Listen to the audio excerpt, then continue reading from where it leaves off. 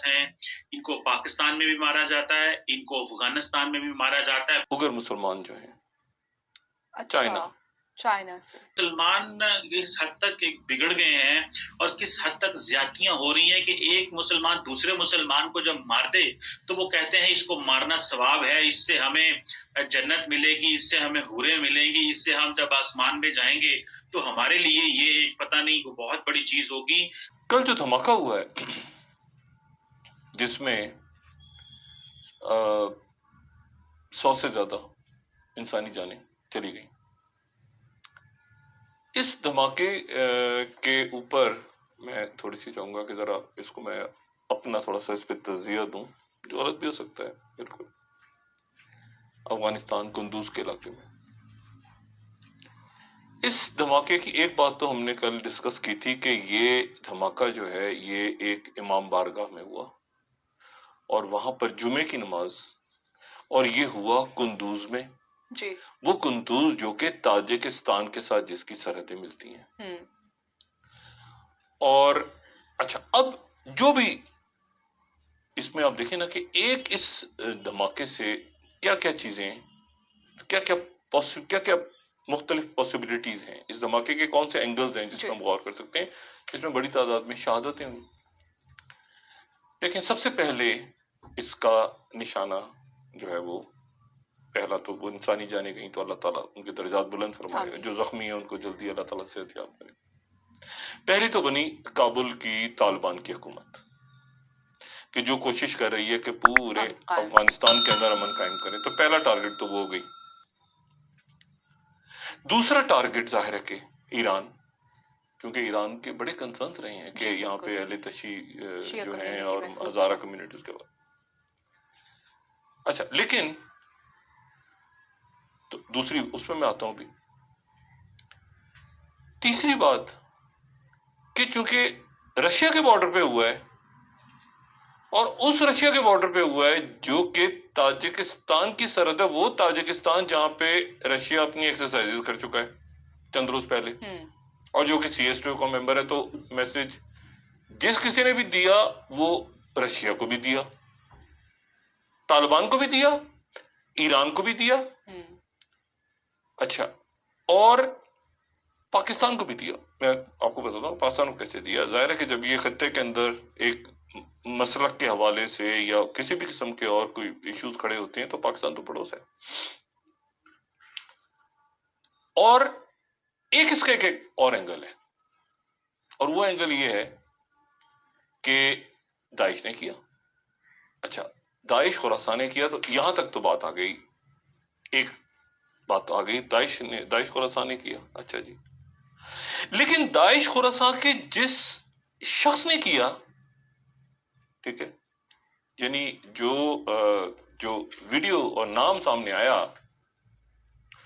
تو وہ نام سامنے آیا محمد اوگری۔ اچھا، اب آپ کہیں گے کہ محمد اس کی کیا امپورٹنس ہے؟ اس کی امپورٹنس یہ ہے کہ یہ اگر مسلمان جو ہیں چائنا سے، یہ وہ مسلمان تحریک کے جو کہ ایسٹ ترکمنستان اسلامک موومنٹ جو کہ بین ہے، بالکل، جس کے اوپر پابندی 2002 میں امریکہ نے لگا دی تھی،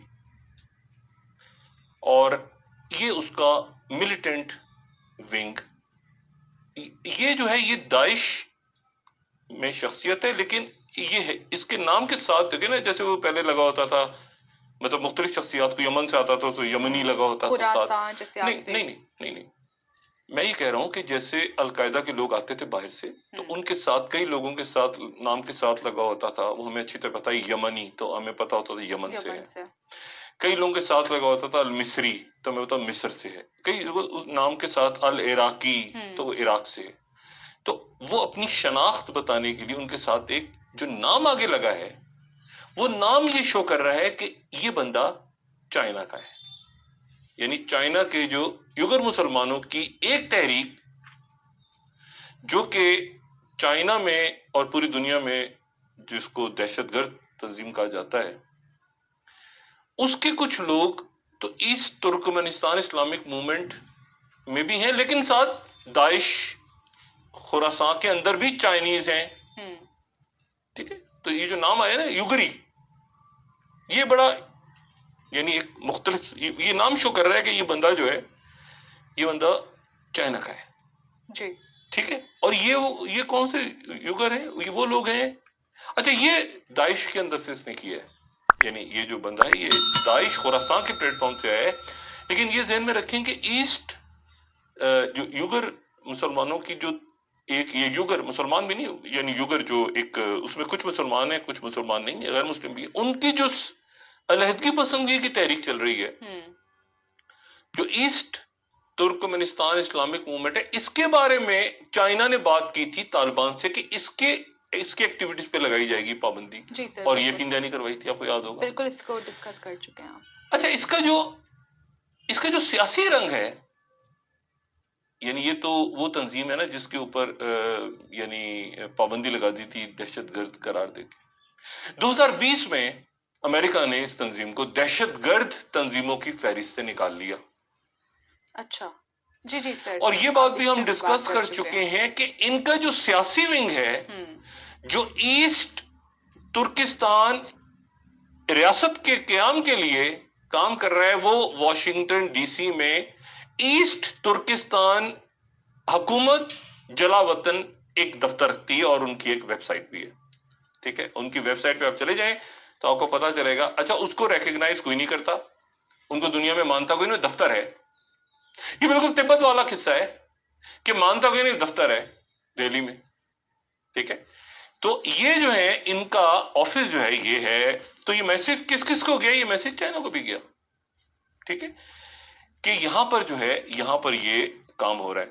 اچھا، اب اس کو تھوڑا سا ہم اس طرح سے دیکھیں تو ایک بات اور ذہن میں آتی ہے، اور وہ یہ آتی ہے کہ کچھ بڑے افسوس کی بات ہے کہ طالبان ہوں یا داعش ہو، یہ سب شیعہ کو قتل کرنے میں پیش نظر آ رہے ہیں.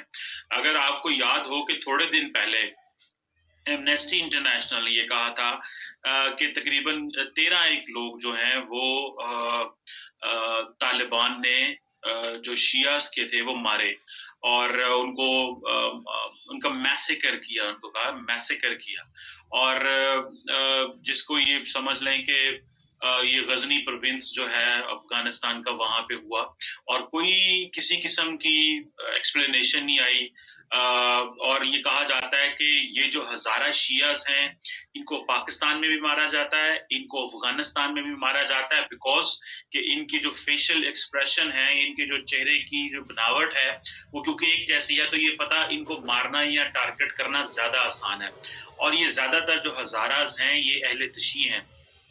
ویسے ماضی میں جو افغانستان میں جو طالبان تھے، انہوں نے ایک اور طرح کا انوائرمنٹ اڈاپٹ کیا تھا جس میں وہ اس طرح سیکٹیرین کلنگز نہیں کیا کرتے تھے.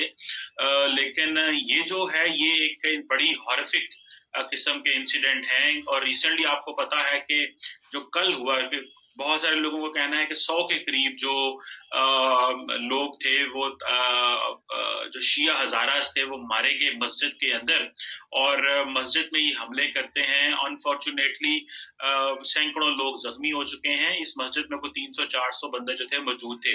اچھا، داعش خراسان جو ہے وہ کلیم کرتی ہے رسپانسبلٹی کو، اور وہ کہتی ہے کہ جی ہم وہ کیونکہ طالبان نے ٹیک اوور کر لیا ہے، تو اب یہ وہی اسٹریٹجی ہے. ویورز، اگر آپ کو یاد ہو، اسٹریٹجی کہہ لیں یا جو پوائنٹ آف ویو ہے وہ کہہ لیں کہ جب ڈونلڈ ٹرمپ پاور میں تھے تو وہ کہتے تھے کہ امریکہ کیوں افغانستان میں بیٹھا ہے، let Taliban and Daesh fight بھی ایچ ادر، یہ دونوں ایک دوسرے کے دشمن ہیں، اور ہم طالبان کو پیسہ دیتے ہیں وہ داعش کو ختم کریں. تو اس طرح کی بات تب کی جاتی تھی. لیکن افسوس کی بات یہ ہے کہ اس وقت ہر دشمن ہے، اور ہم طالبان کو پیسہ دیتے ہیں وہ داعش کو ختم کریں.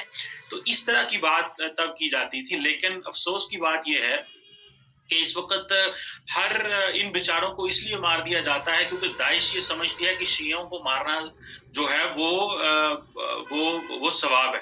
آپ دیکھیں یہ مسلمان اس حد تک ایک بگڑ گئے ہیں اور کس حد تک زیادتیاں ہو رہی ہیں کہ ایک مسلمان دوسرے مسلمان کو جب مار دے تو وہ کہتے ہیں اس کو مارنا ثواب ہے، اس سے ہمیں جنت ملے گی، اس سے ہمیں حوریں ملیں گی، اس سے ہم جب آسمان میں جائیں گے تو ہمارے لیے یہ ایک پتہ نہیں وہ بہت بڑی چیز ہوگی۔ خدا تعالیٰ تو کہتا ہے کہ انسانیت کا قتل پوری انسانیت کا قتل ہے، یعنی کہ اس میں تو کوئی ہے ہی نہیں ہے کہ جی آپ نے کسی ایک شخص کو مار دیا، وہ کسی فقہ سے بھی، فقہ سے، مذہب سے اس کا تعلق ہو، کسی کی جان لینا تو یہ تو کوئی مذہب نہیں کہتا۔ یہ کس طرح کے لوگ، یہ کس طرح کی انٹرپریٹیشن انہوں نے اسلام کی کرنی شروع کر دی کہ اور جس طرح پھر انہوں نے پوری دنیا میں مسلمان ایک دوسرے کا مذاق بنے، مسلمان ایک دوسرے کا مذاق بنے، مسلمان ریاستوں نے ایک دوسرے کا مذاق بنایا۔ اور میں ایک چھوٹا سا پیپر لکھ رہا تھا اور میں آج اسی پہ ڈسکس کر رہا تھا کہ پچھلے یہ 20 سالوں میں جو امریکہ نے ایک سیکیورٹی آرکیٹیکچر ڈیولپ کیا، مسلمان ممالک کو تو پتہ بھی نہیں تھا کہ یہ ہونے والا کیا ہے۔